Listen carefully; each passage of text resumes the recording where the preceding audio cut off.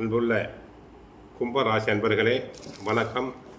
கும்பராசி அன்பர்களுக்கு ராசியில் ராகு, 2 சனி வக்கிரம், 5 செவ்வாய், 6 சூரியன், புதன், குரு, 7ஆம் இடத்தில் கேது, 8 சுக்கிரன் இருக்கிறார். ஜென்ம ராசியில் ராகு, 5 செவ்வாய், 8 சுக்கிரன் உங்களது முன் கோபத்தை சற்று குறைத்து கொள்ள வேண்டும். தேவையில்லாமல் கோபப்படக்கூடாது. உடல் நலத்துக்கு கெடுதல். பண வரவில் ஒரு ஏற்ற இறக்கமான நிலைமை காணப்படும். ஆடம்பரத்தை குறைத்து கொண்டு சிக்கனமாக இருக்க வேண்டும். பேச்சில் பொறுமை தேவை.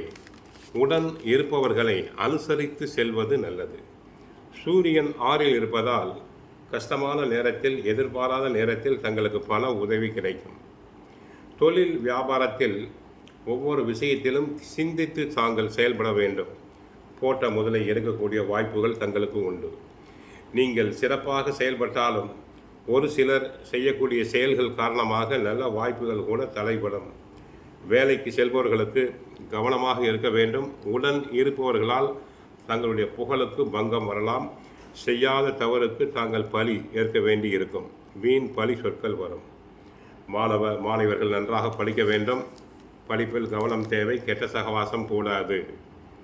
செவ்வாய் 5 இருப்பதால் குழந்தைகள் கல்வி, அறிவு மற்றும் முதலீடுகள் தொடர்பாக அதிக சிந்தனை ஏற்படும்.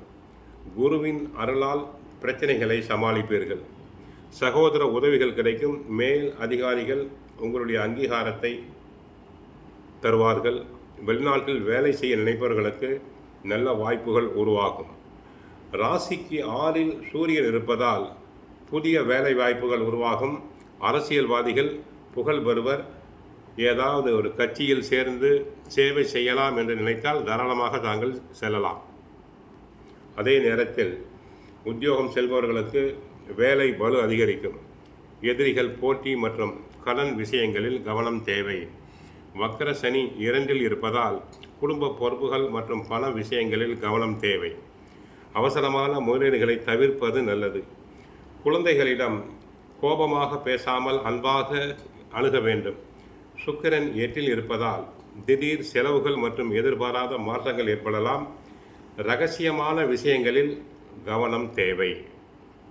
மற்றபடி கோவிலுக்கு சென்றால் கிருஷ்ண பரமாத்மாவை வழிபடுங்கள். வீட்டில் தினமும் சுந்தரகாண்டம், பகவத்கீதை பாராயணம் செய்யுங்கள். நன்மைகள் நடைபெறும். வாழ்க வளமுடன். மங்களம் உண்டாகட்டும். ஹரே கிருஷ்ணா, ஹரே கிருஷ்ணா, ஹரே கிருஷ்ணா.